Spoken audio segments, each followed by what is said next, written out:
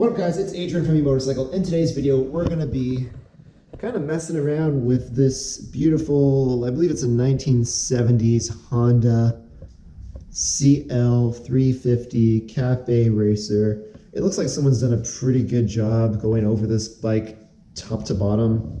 From what I heard, it was someone who was a older gent who usually restores cars and stuff like that, who this was his first time doing a Cafe Racer project, and he kept this bike for a number of years before he gave it away to his daughter-in-law or stepdaughter, I think.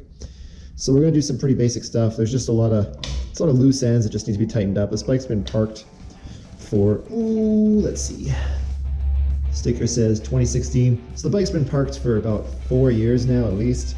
So I think it's time for just a kind of a good once over.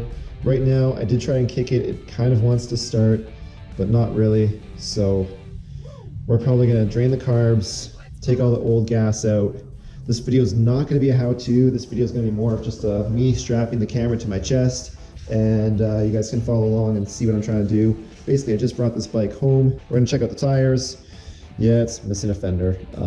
This fork seal looks like it's not good. You know what, let's start with just doing a general walk around the bike. It does look like whoever worked on this bike, they did a really good job. The whole frame used to be black, so clearly they've stripped everything down to the frame and repainted the frame. It has some clip-ons for the controls here. Yeah, not the best. You know, this looks a little bit kind of original, wasn't repainted or anything, but pretty good shape. Around here I want to try and clean up because I did spill a little bit of hell of gas leaking. It kind of made it a little bit yellowed, I guess. So I want to clean that up a tiny bit. We'll check out the spark plugs too, make sure that they look okay, but I might just wait until after I get the bike running. I'm told the battery is somewhere underneath here, but I don't know how we're going to get access into there, so that's going to be fun. And obviously this chain looks like there's a lot of life left in it, but it probably needs a good cleaning and a good lubing, and hopefully that'll get rid of all that kind of rust dust. So let's get right into it. First things first, I'm just going to start with the easy stuff, checking out the tires.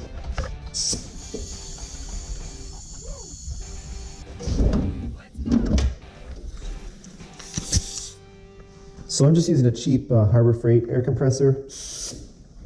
Tires are pretty low. I don't know what this bike calls for, so for now, just to be safe, I'm going to put it around 32, front and back. I love this nozzle because I can get even to like really hard to reach places.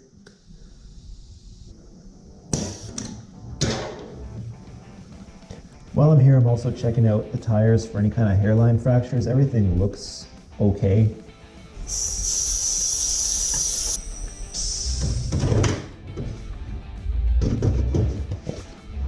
I want to fix this loosey-goosey mirror because it's kind of bothering me.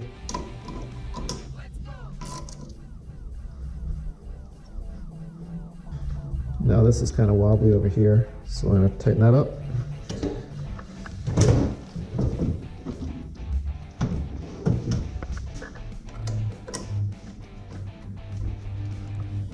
I'm going to try this, but I have a feeling I'm going to be actually taking these off and either replacing the mirror altogether or putting some Loctite in there. Hopefully this won't be something that will vibrate loose, so we'll see. So we hit the key and literally nothing at all happens, not even a headlight coming on or anything. I don't know how much time I'm gonna really spend on this bike. I kind of just picked it up as a little fiddle around with project and then sent it back out into the wild.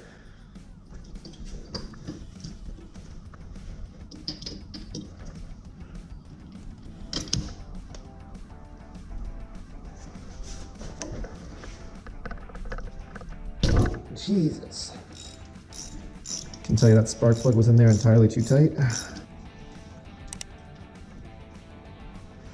Spark plug doesn't look too great, but not too bad either. I mean, considering the age of this bike, that we don't even know if it will run, plug looks pretty good to me.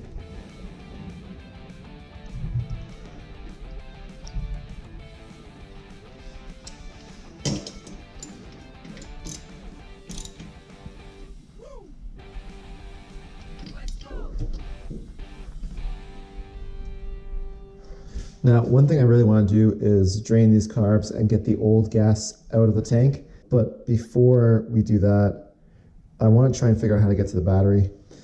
I'm assuming it's underneath here because that's where all the wiring is going. Seat comes off pretty easy. The question is, how do we get to what's up behind here? Unfortunately, I don't know how to get in here. Ooh. Nope. While we're here though, may as well check out these fuses, make sure they're all right. Jesus.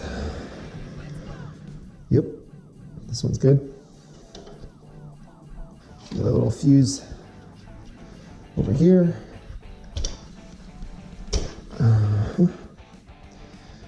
This one's good too. So that's good, that's what I like to see, but still don't know how to get to the battery. These are just buttons that the backrest clipped into, so taking these off won't do anything for us. So maybe underneath. Man, that battery sure is tiny. How do we get in there? I was kind of wondering if I could just bend this bracket out of here to pull the battery out, but it feels like the battery itself is really bolted in firmly, so well, guess we'll find out.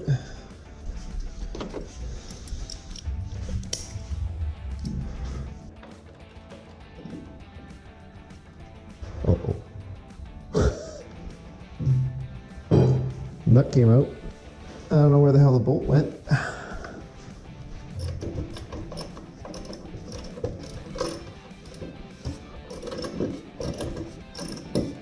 Right now I'm just trying to take some of these screws out from underneath here.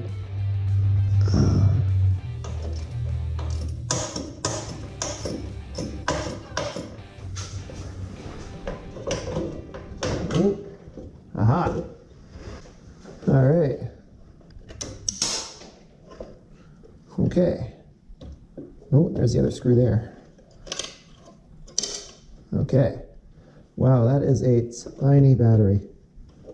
Holy cow. And it's, oh, geez, it's attached in there pretty good. All right. All right, so this is actually really smart. This comes up, it doesn't pull any of the wires out. It's pretty sweet, pretty easy to work with. I really like what they did and how they set this up. That was actually really smart, whoever did this. This whole entire bike, this whole Honda CL350, but this whole bike is just started with this one little battery that's like 4.5 by 3.5 by 1.5 inch. Tiny battery. But the question is there any life left in this thing? So let's take a multimeter and find out. I'll grab a multimeter, just see what the voltage is. If the voltage is really low, you might be able to bring it back to life, especially if it's not too low. But if the voltage is just, pretty much zero, then we might be out of luck. So let's see. That voltage is 0. So there's going to be no bringing this battery back from the dead. It's pretty much useless. So our next course of action is just looking up this battery type, ordering up a new one. The only other thing I can think of is if we reconnected the battery and put a jumper cable on here, we might be able to get a little bit of power. But these terminals on this battery are so small that I can't picture a clamp even having enough room. Now, for those of you who are cheap like me, you might want to test this battery even though the multimeter reads 0. So let's see what happens. I can pretty much guarantee when I hook this up,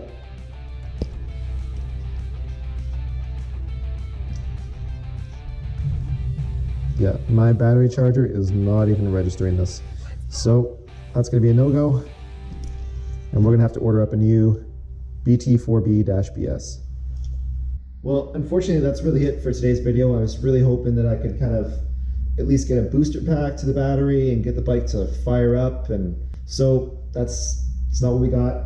But hey, the bike does look pretty sweet. If you want to find out what happens with the rest of this Honda CL350, I don't want to call it a build because the bike's already been built. Don't want to call it a restoration, but we're just trying to get this bike fired up again and running, and we'll check the brakes and stuff like that. If that kind of stuff interests you, please hit that subscribe button somewhere down here, hit the like button.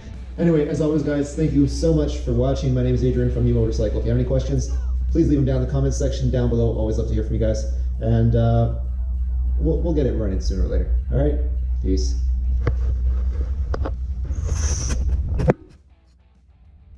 Oh, yeah.